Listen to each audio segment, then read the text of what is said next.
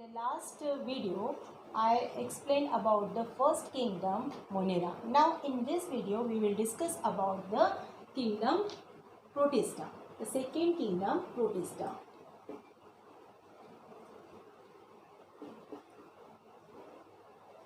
Protista. Now, see, in Protista, we will discuss about the eukaryotic,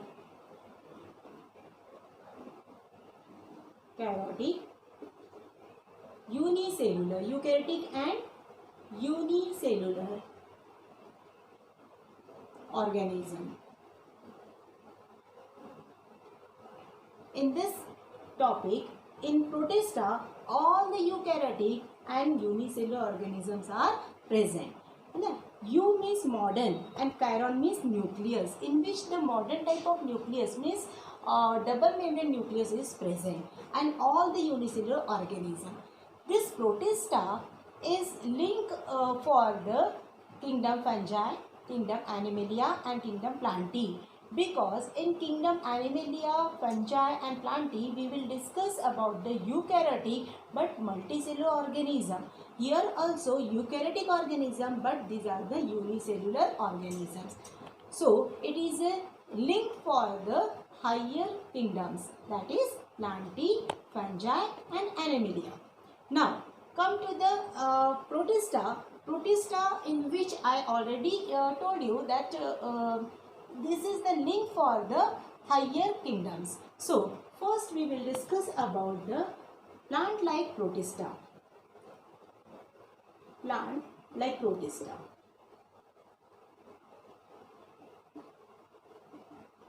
See, here the plant-like Protista means here the eukaryotic unicellular examples of plants. We will discuss about the unicellular examples of plants. So here we know that plants, they have the cell wall. So cell wall is present. Cell wall is present here. Okay, cell wall is present. अब इसमें cell wall present होती है, and these plant-like Protista generally known as they are known as crassophytes. Crassophytes. These are crassophytes, and crassophytes are commonly known as a microscopic phytoplankton. They have the cell wall. Okay, see, these are the microscopic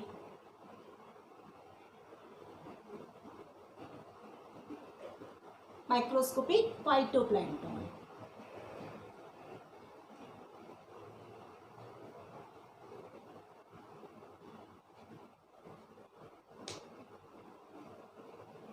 Microscopic phytoplankton. Here, when I use the word microscopic, microscopic means a very small organism which we can see with the help of microscope, and all are the unicellular. तो यहाँ पर हम जो पढ़ने वाले हैं all microscopic organisms होंगे, and these are also known as a commonly, जिसको हम बोलते हैं, these are commonly known as a phytoplanktons, है ना. हम जब यहाँ पर इसको बोलते हैं फाइटोप्लैंक्टन्स, फाइटो का मतलब होता है plant. These are the phyto means plants. ठीक है, तो ये प्लांट माइक्रोस्कोपिक प्लांट्स बोल सकते हैं, है ना, फाइटोप्लैंक्टन्स. एंड जो फाइटोप्लैंक्टन्स होते हैं they are autotropic in nature. Autotropic in nature. Autotrophs मतलब they prepare their own food with the help of sunlight. Means यहाँ पर ऑटोट्रॉपिक है and photosynthetic in nature. Photosynthetic. Autotropic means they prepare their own food, and how they prepare their own food? With the help of photosynthesis. तो वो कैसे हो गए? Photosynthetic in nature. Okay. अब यहाँ पर एक और चीज है कि they are the producers. They are main producers. They are main producers of oceans.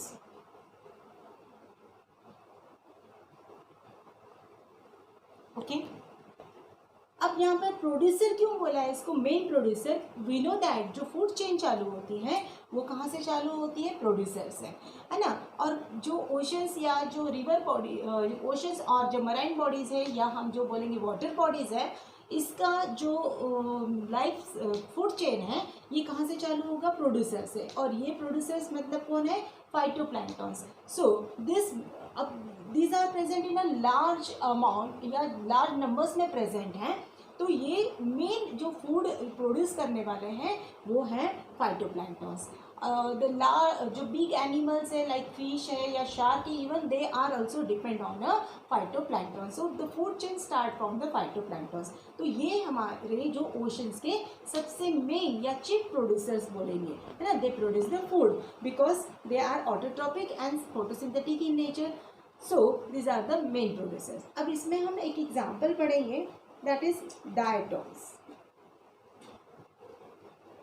अब यहाँ पर देखो दो वर्ड हैं, डाई एंड एटम्स। या डायटोम्स, डायटोम्स जो है ना, it is like a soap box. Soap box जिसको बोल सकते हैं या सोप केस हम बोलेंगे। It looks like a soap box और soap case because it is made up of the two shell like structure. See here, this shell like structure and this is made up of, it is known as a silica cover. The shell, this is a shell which is made up of the silica. Okay, silica में sand जिसको हम बोलते हैं, है ना। तो ये डायटोम्स जो होते हैं, it's a soap box like, it opens जैसे कि this is one portion and this is the another portion, तो it close like this and this open like this. तो जो सोप केस होता है या जो हम सोप बॉक्स बोलते हैं वो कैसे ओपन होता है, in the same manner. And जो उसका कवर होता है टू, है ना, उसका जो शीट होता है या जो कवर होता है तो वो बनता है सिलिका से, या हम जिसको शेल्स बोलेंगे।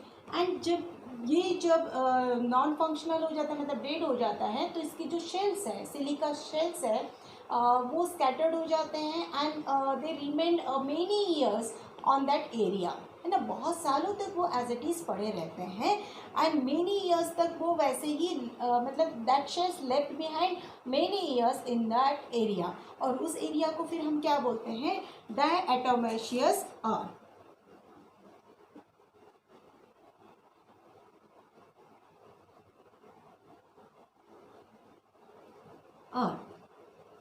ठीक है।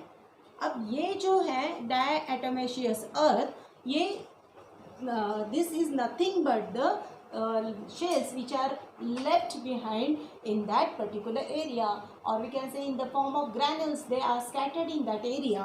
And this is very important, and generally on this topic so many questions they ask in examination.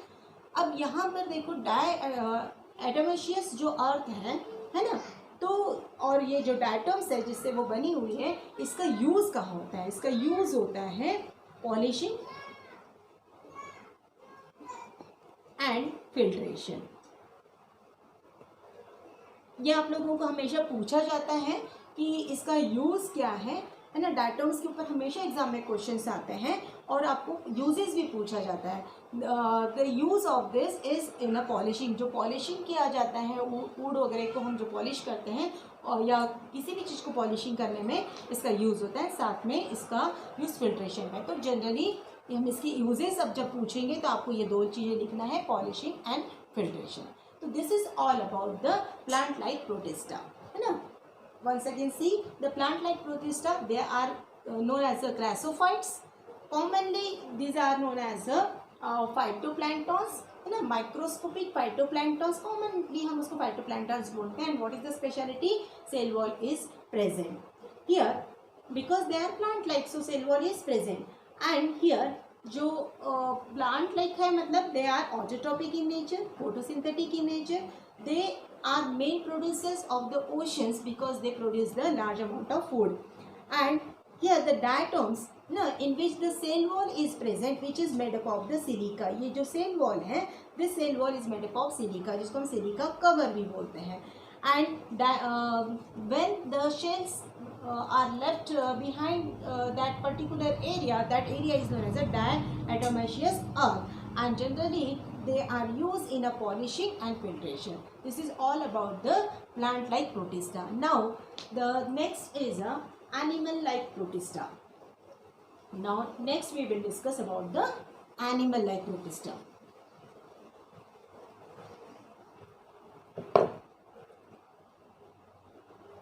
Now this is animal like Protista. This animal like Protista generally known as a protozoa.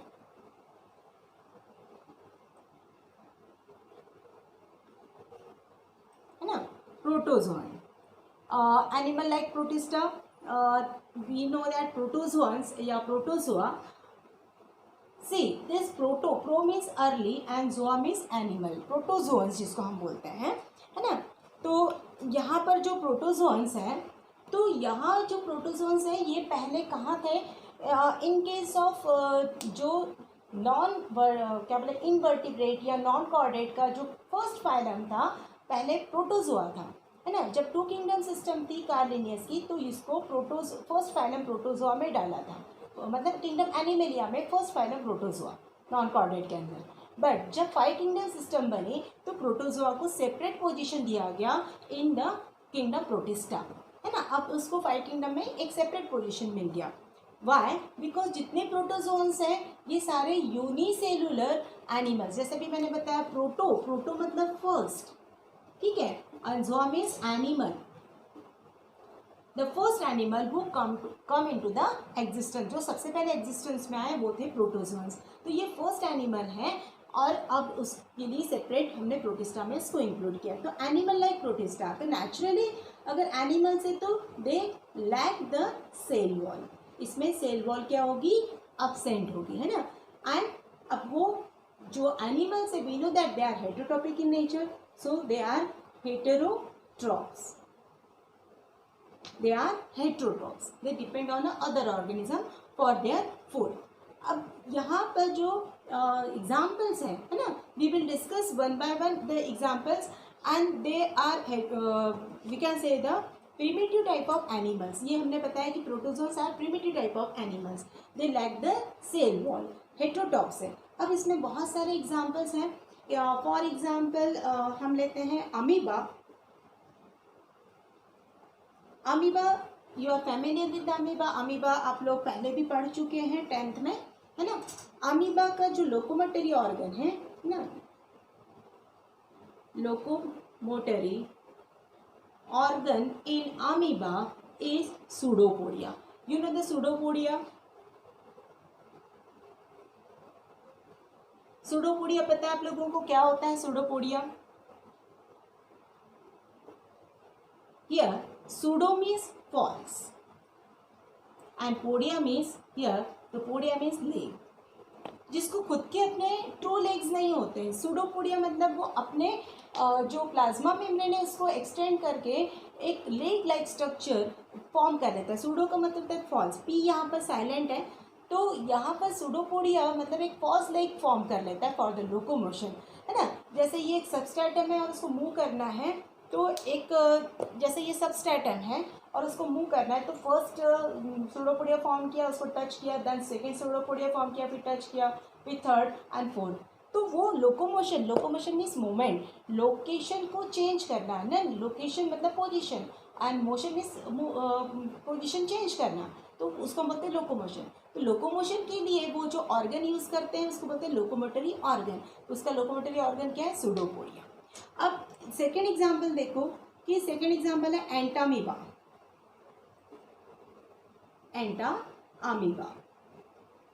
Entamoeba is also known as a giant amoeba भी बोलते हैं हम इसको.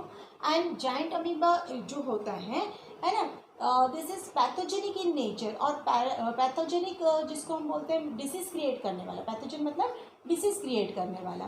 तो ये pathogenic होता है और ये जनरली हमको पता है कि जो अमीबा है वो फ्रेश वाटर में मिलता है एंड वाटर के थ्रू ये कंटामिनेटेड वाटर के थ्रू हमारे बॉडी में एंटर होता है और फिर हमारे लिए ये हार्मफुल हो जाता है। तो हम एंटामीबा, तो ये एंडोपैरासाइट है, ये हमारे बॉडी में जाकर हमारे लिए हार्मफुल होता है and it is present inside the intestine, इसलिए हम इसको एंडोपैरासाइट बोलते हैं। It is endoparasite. और ये एंडोपैरासाइट किसके लिए रिस्पॉन्सिबल है? ये मैंने बताया कि पैथोजेनिक है, तो ये किसके लिए रिस्पॉन्सिबल है? ये अमीबॉइड डिसेंट्री के लिए रिस्पॉन्सिबल है ना, जो इससे जो डिसेंट्री मतलब लूज मोशंस होते हैं, है ना, उसको हम अमीबॉइड डिसेंट्री बोलते हैं, अमीबिक डिसेंट्री। ठीक है, तो अमीबिक डिसेंट्री के लिए रिस्पॉन्सिबल है। नेक्स्ट जो है ना, नेक्स्ट हमारा है ट्रैपेनोसोमा।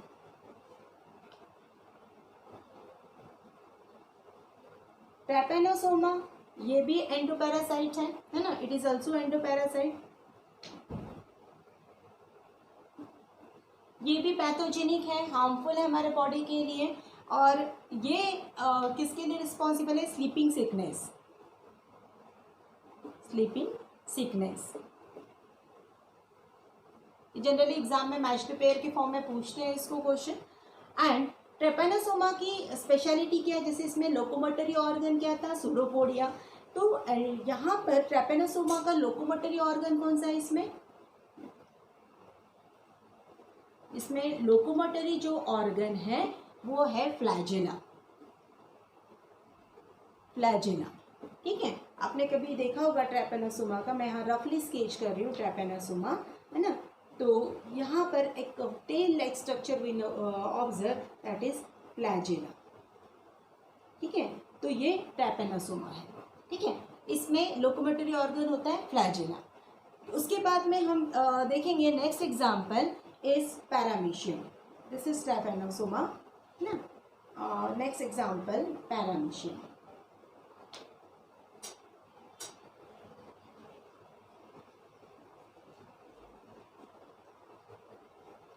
यहाँ पर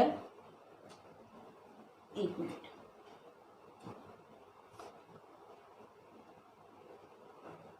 पैरामीशियम आएगा और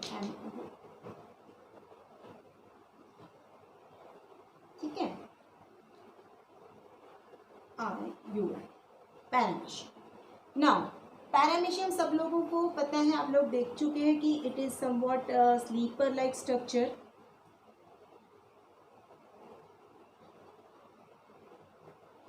जो स्लीपर होता है हमारा, उस टाइप का ये स्ट्रक्चर होता है।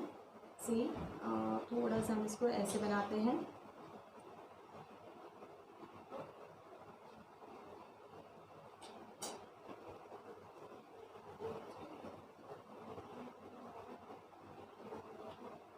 नासिक है ना। तो जो पैरामीशियम है, यहाँ पर आप लोगों को सीलियाज नजर आते हैं, आपने लोअर क्लासेस में पढ़ा है इसके बारे में। This is cilia. तो in case of paramecium, paramecium में लोकोमोटरी ऑर्गन क्या होता है? Cilia. This is a locomotory organ. This is a locomotory organ which is hair like structure, है ना। तो cilia, this is the speciality of paramecium which help in a locomotion. अब एक और स्पेशलिटी होती है कि gullet is present here. Gullet means here cavity, cavity is present in a paramecium. Paramecium is a unicellular. मैंने यहाँ completely diagram draw नहीं किया है, सब बताने के लिए, आपको समझाने के लिए ड्रॉ किया है कि जो पैरामीशियम है इसमें ग्यूलेट मीन्स कैविटी प्रेजेंट होती है which open at the cell surface. तो ये जो सेल सरफेस है, अब इसके पास तो सिंगल ही सेल है, एक ही सेल है, तो इसकी जो सेल की सरफेस है उस पर वो ओपन हो रही है ना। This is the paramecium. Now one more example I am writing here. यहाँ नहीं दिखेगा आपको, मैं यहाँ लिख रही हूँ, या इसको यहाँ लिख देते हैं हम। One more example is plasmodium. This is example 5। Plasmodium, आप लोगों ने सुना होगा plasmodium. There is a lack of locomotory organ, lack of locomotory organ, इसके पास कोई लोकोमोटरी ऑर्गन नहीं होता है क्योंकि ये स्पेरिकल शेप के होते हैं, राउंडेड होते हैं, है ना, spherical in shape, and generally they flow with the help of blood because they are the parasites, है ना। अब ये जो प्लाज्मोडियम है this is responsible for the malaria. आप लोगों ने सुना होगा कि मलेरिया, है ना, these are responsible for the malaria which is spread by the female anopheles mosquito। Malaria female Anopheles mosquito से स्प्रेड होता है, बट उसका जो कॉजिक्यूटिव एजेंट है, मतलब vector is a female Anopheles mosquito, but उसका कॉजिक्यूटिव एजेंट कौन है, प्लाज्मोडियम, जिसमें सेल वो क्या बोलेंगे, कोई लोकोमोटरी ऑर्गन नहीं है, इट इज़ लाइक ए जू स्पोर, है ना। ये हम इसको स्पोर्स होते हैं इसमें, इसीलिए इसको जू स्पोर भी बोला जाता है, ठीक है।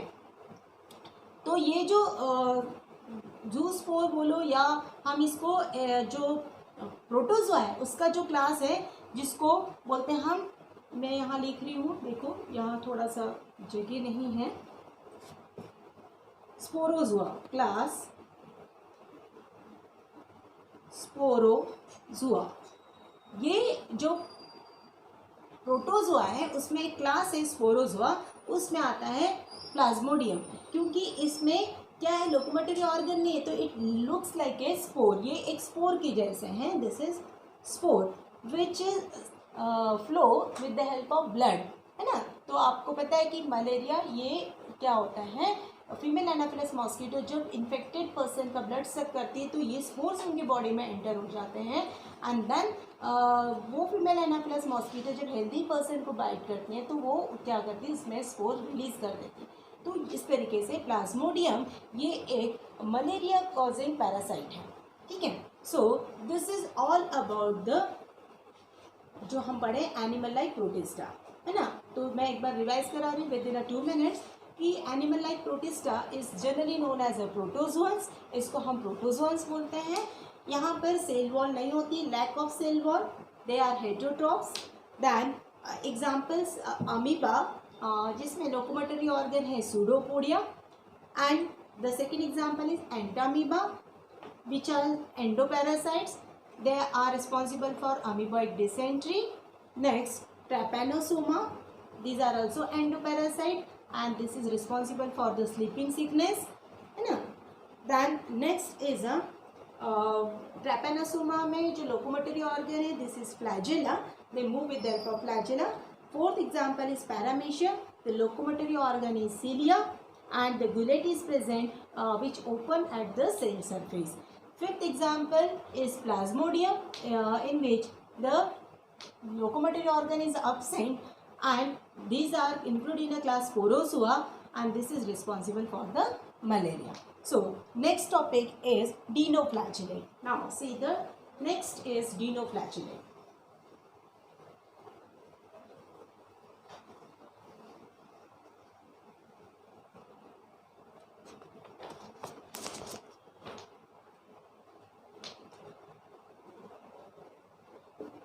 Dinoflagellate.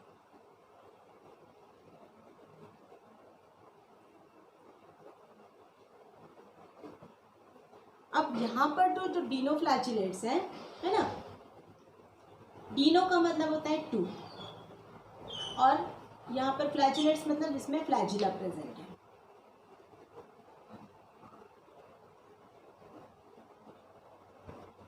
अब यहाँ पर देखो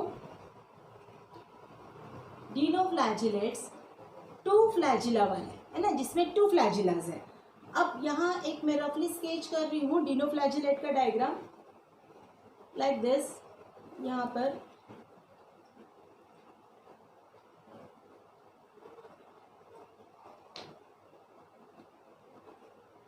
जस्ट रफ स्केच कर रही हूँ मैं आपको कि डिनोफ्लैजिलेट का जो मीनिंग होता है वो बताने के लिए कि what is the meaning of dinoflagellate. See such type of structure we observe यहाँ पर। अब डिनो का मतलब होता है टू, जिसमें टू फ्लैजिला प्रेजेंट है, one flagella is here and another flagella is here. So this are the flagella, ये क्या है, फ्लैजिला। तो यहाँ पर टू फ्लैजिलास है, one is here and the second one is here, that's why it is called the dinoflagellates. And what is the speciality of dinoflagellates, कि यहाँ पर जो इनका जो बॉडी है, this is covered with the stiff plate, है ना। तो जो उसकी जो सेल वॉल है, इट इज वेरी स्टीफ। तो इसकी जो सेल वॉल का स्पेशलिटी क्या है, cell wall is made up of cellulosic or the cellulose but stiff in the form of stiff plate.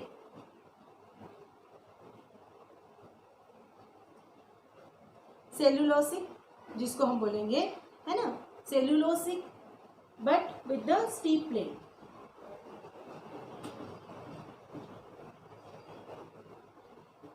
स्टीफ का मतलब होता है हार्ड, टफ।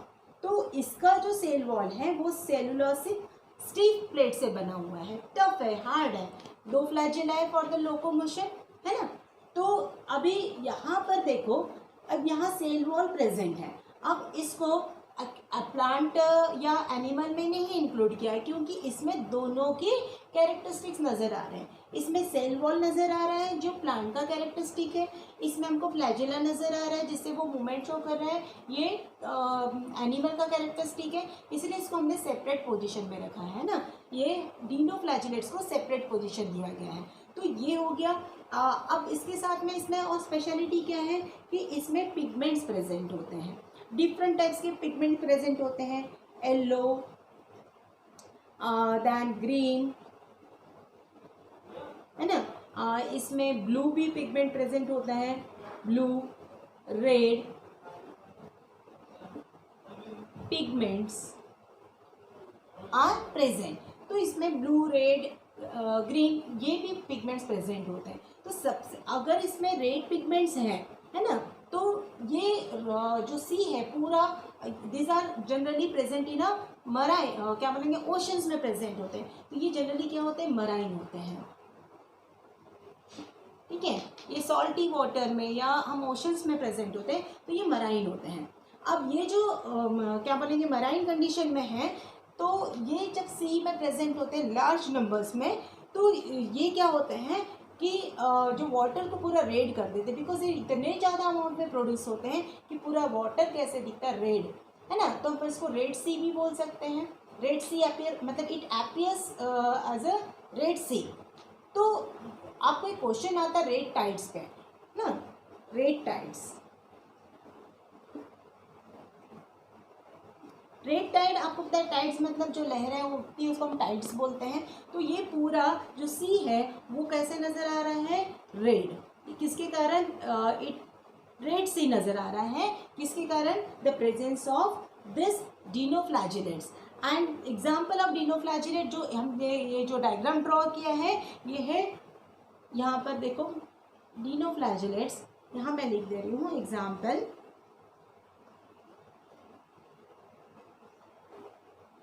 गोनेलेक्स। इसका एग्जाम्पल है गोनेलेक्स। तो ये जो है डिनोफ्लैजिलेट, ये रेड पिगमेंट के कारण पूरा सी जो है वो रेड अपीयर होने लगता है, और जो टाइड्स आते हैं वो भी रेड कलर के अपीयर होती है। That's why it is famous for the red tides ना। आपको क्वेश्चन आता है रेड टाइड्स के ऊपर, अगर आप नीट दे रहे हो तो उसमें भी क्वेश्चन आता है।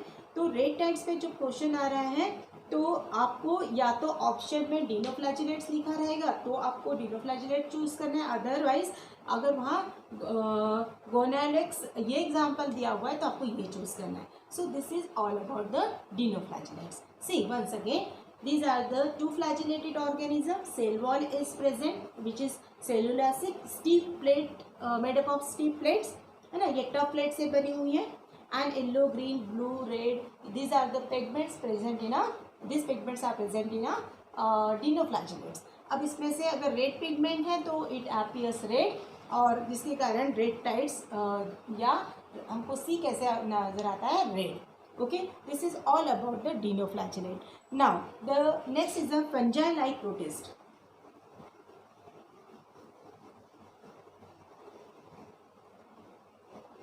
Now fungi-like protist.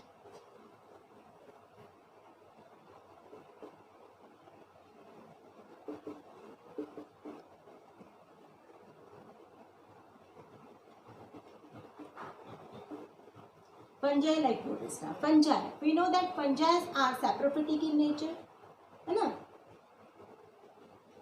Saprophytes, they are saprophytic in nature. Saprophytes means what? They feed on a dead and decomposing matter. They convert complex compound or the substance, है ना, into the simple one, simple compound या simple substance में वो convert करते हैं, उसको बोलते हैं सैप्रोफाइट्स. तो जो फंगस लाइक प्रोटिस्ट हैं, these are the saprophytes in nature.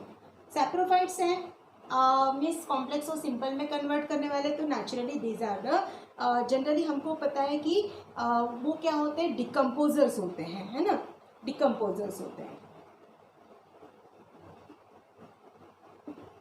अब जो फंगस लाइक प्रोटिस्टा है उसको हम कॉमनली क्या बोला जाता है, इसको बोला जाता है मैक्सोमाइसेटिस.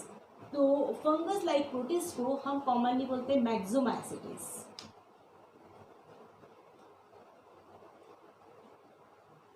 It is commonly known as a myxomycetes. ठीक है. अब ये डिकम्पोजिंग जो बैक्टीरियाज हैं, है ना, वो सॉरी डिकम्पोजर्स के नाम पे इसको हम जानते हैं, which convert the complex. Decompose करना मतलब क्या, कि किसी भी कॉम्प्लेक्स सब्सटेंस को सिंपल में कन्वर्ट करना, that is decomposer. Okay. And यहाँ पर एक स्पेशलिटी है कि ये जो सैप्रोफाइट्स हैं, जब ये सैप्रोफाइट्स एक ग्रुप बना लेते हैं, means say when the cells are aggregate in a group ना, सेल एग्रीगेशन जब जिसको बोलेंगे, जब वो एक सेल एग्रीगेशन कर लेते हैं, मतलब सारे सेल्स यहाँ पर डिफरेंट सेल्स एक ग्रुप में आ जाते हैं, when the condition is unfavourable like water अगर अवेलेबिलिटी नहीं है और सुटेबल टेम्परेचर नहीं है, तो सारे सेल्स क्या हो जाते हैं, एक ग्रुप बना लेते हैं. And this cell aggregation is look like a mass, एक मास, उसको हम बोलते हैं प्लाज्मोडियम. प्लाज्मोडियम. अब यहाँ पर हमने थोड़ी देर पहले प्लाज्मोडियम डिस्कस किया था एनिमल्स में, बट वो मलेरियन पैरासाइट है ना. ये मलेरियन पैरासाइट नहीं है, ये प्लाज्मोडियम दूसरा है. ये प्लाज्मोडियम मतलब है सेल एग्रीगेशन. जो सेल है यहाँ पर सेल एग्रीगेट हो गए हैं और उन्होंने क्या कर दिया है, एक कवर बना लिया है cyst type. And this is a very tough cover, है ना. ये एक टफ एंड स्ट्रॉन्ग कवर बना लेते हैं फॉर द प्रोटेक्शन, ताकि जो हार्श कंडीशन है, अनफेवरेबल कंडीशन है, उसमें भी वो अपने आप को प्रोटेक्ट कर पाए. तो ये हार्श कंडीशन से बचने के लिए एक टफ कवर बना लेते हैं. And when the condition is favourable, then this tough cover और the cyst break and all the cells are release in a water. और ये सारे सेल्स क्या हो जाते हैं, वाटर में रिलीज हो जाते हैं. तो this is all about the fungus like protista.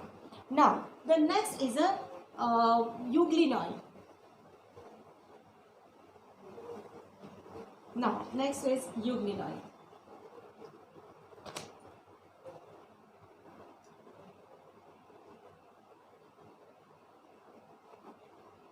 Euglenoids. अब euglenoid जो है ना, यू नो द यूग्लिना का डायग्राम भी ड्रॉ करने आता है. Example, I am drawing here the rough sketch only. See the euglena.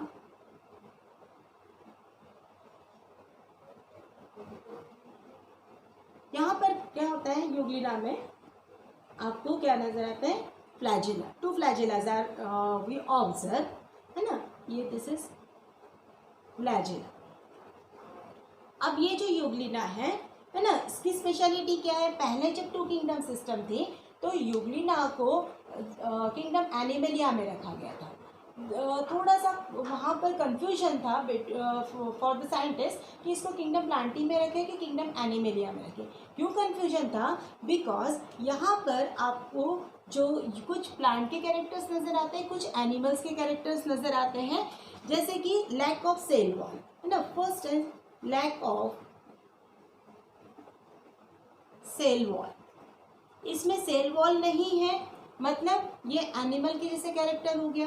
Then second, इसमें फोटोसिंथेटिक पिगमेंट है ना. तो ये फोटोसिंथेसिस करता है,